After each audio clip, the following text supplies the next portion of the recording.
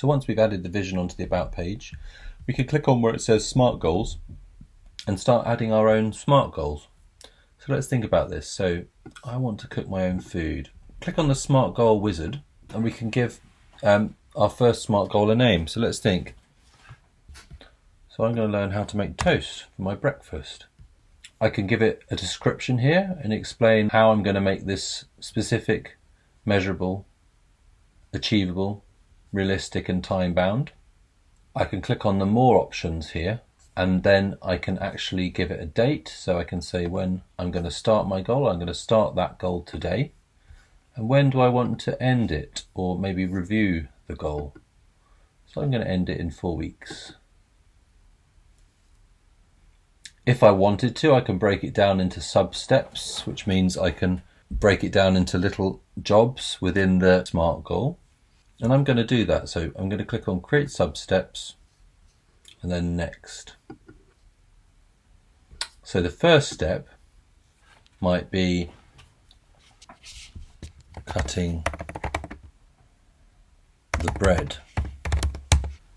So I can just work through the steps, adding the steps. I can add a description under the step if I want to, and I can create more steps than the 3 that are there by clicking on the Add Sub-Step button.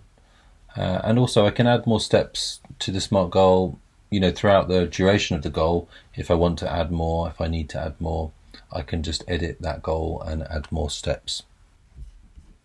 So we've done our sub-steps. Click on Next when you've done those. And then we need to assign this SMART goal to somebody in my circle.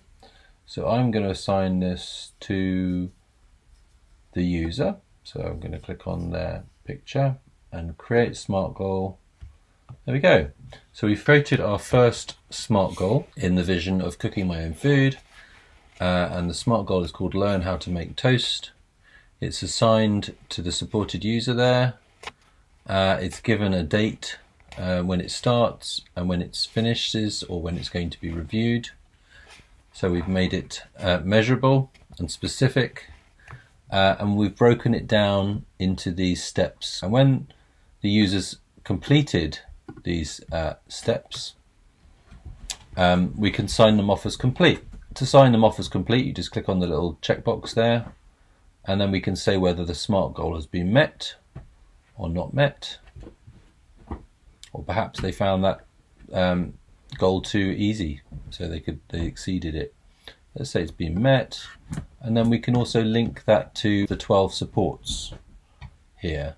So we might link it to support for maximizing independence, support for personal and social development, support for health and well-being if it's relating to a healthy diet, and then we just click on the Save button when we're ready. And then we can work through that SMART goal, checking off the items when they've been achieved. The users learn how to do them. We can see that we have completed that SMART goal, and we can create a new one. If we go back to this user's visions, we can see here cooking my own food, and there's a green line across the whole of the progress bar, which means that all of the SMART goals have been completed in that vision. And there we see 1 of 1 underneath the progress bar. So we click on it again. We can create a new SMART goal. Make a cup of tea.